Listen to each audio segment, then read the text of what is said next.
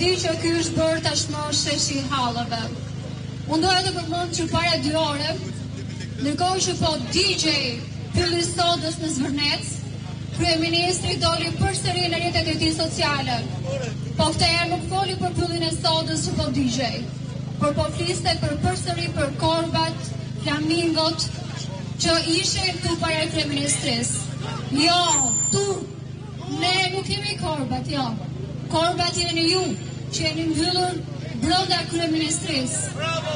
Ne jemi shqiptarët që kemi dalë për taksat tona, sepse ne pagojmë taksa dhe nuk marrim shërbime. Ne nuk kemi shërbime në shëndetësi, nuk marrim cilësi në arsim, nuk marrim shërbime në transportin publik. Dhe më keq akoma, nisën me ndarjen e re territoriale, si ajo ndarja e 2014-s. Reforma e re territoriale ndikon drejt për drejt në përkeqësimin e shërbimeve për qytetarët dhe në centralizimin e pushtetit lokal.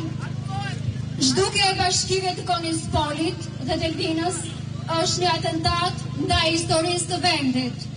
Përse Konispoli? Si mund të fshihet apo të harohet historia e Çomrisë? Përse Delvina? Si mund të harohet qyteti I kryeministrit Sulejman Bej Delvina? Një prej figurave më të rëndësishme të shtetformimit shqiptar. Apo mbron shteti shqiptar interesat e qytetarëve të tij? Apo është dorëzuar përballë agjendave të caktuara? A është kjo një Shqipëri sovrane? Jo, nuk është. Qeveria nuk po ndjek interesat e popullit, por po ndjek interesat personale. Pushteti absolut e ka bërë arrogante, të shkëputur nga qytetarët dhe të paaftë për të dëgjuar zërin e tyre. Ajo nuk sheh dhe nuk dëgjon protestuesit që çdo ditë mbushin shershin për të shprehur pakënaqësitë e tyre. Bolle shitot Shqipërinë, mjafti zvarritët shqiptarët. Hiqni duart nga Konispoli, Delvina dhe I gjithë Shqipëria.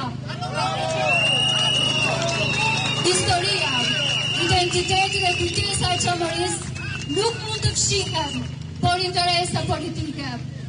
Po ashtu nuk mund të zbehet roli historik I Delvinës në shtetformimin e kontributit shqiptar.